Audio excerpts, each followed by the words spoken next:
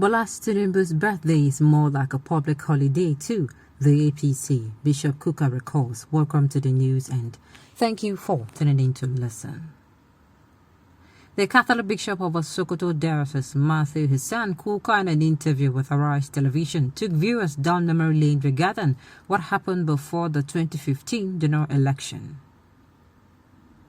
Bishop Matthew Hassan Kuka was accused by the president of having a personal beef with President Muhammadu Buhari, an accusation which he publicly denied. He made it well known that all he has been saying were his personal opinion, and there's never been a time the masses came out to say they disagree with him. He rubbished the statement made by the president about him trying to create disunity and chaos. He recalled how he, General Abdulsalami Abubakar, and others traveled across Nigeria before the 2015 general election just to see that Dr. Goodluck Ebele Jonathan and General Muhammadu Buhari signed a peace accord. He revealed that at the first attempt, General Muhammadu Buhari could not be reached because they had traveled to celebrate the birthday of a stalwart of the All Progressive Congress, Bola Ahmed Tinubu. According to Bishop Kuka, the birthday of Bola Ahmed Tinubu is like a public holiday for the All Progressive Congress Party. However, he stated that Muhammadu Buhari and Goodluck Ebele Jonathan signed the peace accord.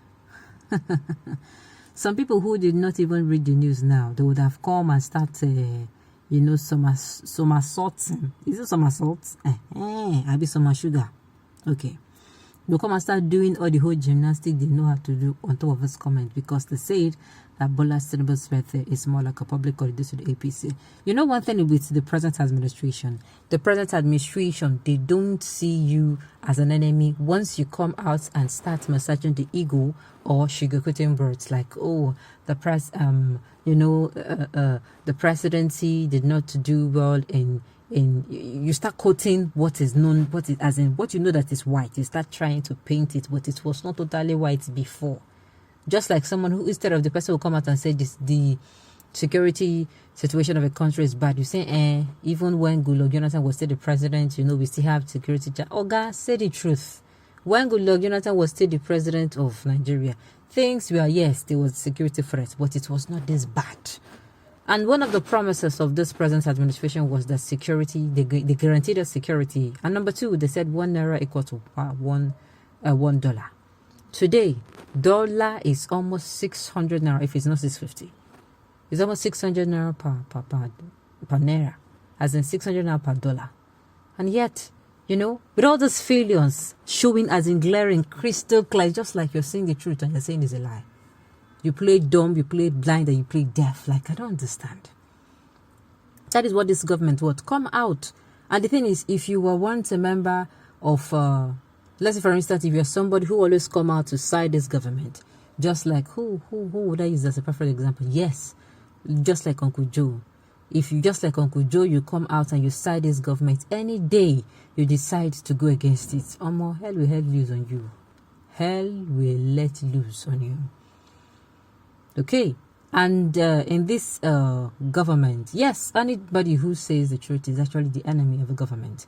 Look at that cleric called, that cleric that was sacked at Abuja Mosque. Look at that cleric that was sacked. He was sacked because he spoke truth to power, because he did not sugarcoat his words, because he did not come and, he's kind of being cautious. He said it as it is, as clear and crystal clear. And that thing ended him what? They were saying, no, they're not telling him not to say things. So what they are like, now you must not say it in the mosque. Where will you say it? In the church? Or where? In the football field. He's speaking the truth to his congregation. He's speaking the truth to the congregation. And even when he was removed, they thought it was going to be a caution to him. The man did not even mind them. The man went on saying the truth and nothing but the truth, saying he will say everything they asked and everything he said, the way he said it over and over again. He's not going to deny any part. And in Nigeria, such a person is the kind of person we need when it comes to doing things. We need somebody who is dogged, who will like, this thing is not right, we're not going to do it. Somebody who will walk into the legislative arm of government and maybe they're trying to bring up policy with them for the masses. The person will be like, no, this is too harsh. the masses are facing this already. This is rather too harsh. Why don't we do it this way? Somebody who will be stubborn. We need somebody who is going to be very strong-willed. That is strong-willed. If others does not have the will to do anything, he will. His will will it to happen. That is the kind of person we need.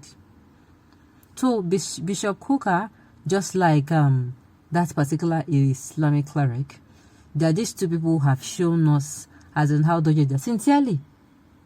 They're not inciting statements for those who will come out. I know people who agree, who does not agree with what they are seeing will come out and say, oh, they're making inciting statements. On the contrary, they're not.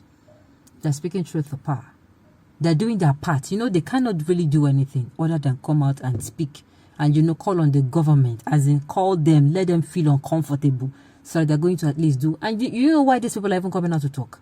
Do you think that if Nigeria today gets better, these people keep talking? No. They're reminding the government, they'll keep bringing it. You know, when, just like you got married and your wife, you know, when you first get married, so there are things that are going to be new. She'll tell you, baby, please do this now. Oh, or daddy, please do this now. Or, you know, call you your sweet name and say, please do this now. Please now. This thing you're doing is not fair. Do this thing for me. It will get to a stage where she will remove all his pet name and start calling you by your name to do this. When you keep repeating or you have refused to do what she asks you to do, maybe that then is just as little as when you come back, you know, you dump your things around the house and she's like, come on, when you come back, just put it at a particular, maybe they have one basket for keeping clothes and you're always fond of littering. One day after singing and singing and singing after you and singing after you every day, she will lose it. She will lose it. And it's not going to be funny. That is just this government. You come out and that is all we can do. We can only come out and, you know, sing, as in these people now, those who are not in politics, those who are in places where they can use, you know, their audience and their voice to at least call on the government to change the state of affairs. That is all they can do. Okay. So we're just hoping that the government heeds whatever. And as for the birthday of the All Progressive Congress, what do you expect? We don't expect less. We don't really expect less. Of course, the birthday, everything is going to, you know, it's the chairman's birthday now, so everybody will need to be present. Those who are actually around, those who can fly will fly, and those who cannot will send, you know, whatever they feel they can. They're going to send their delegates or what have you. So that is it. But as for me, Bishop Kukah and that cleric too, they should be given, if they are going to give the most outspoken people of the year, as in that speak truth to power, it should be given to those two clerics. On this note, we've come to the end of the news. We say thank you for tuning in to listen. Until I come here next time, enjoy the rest of your day.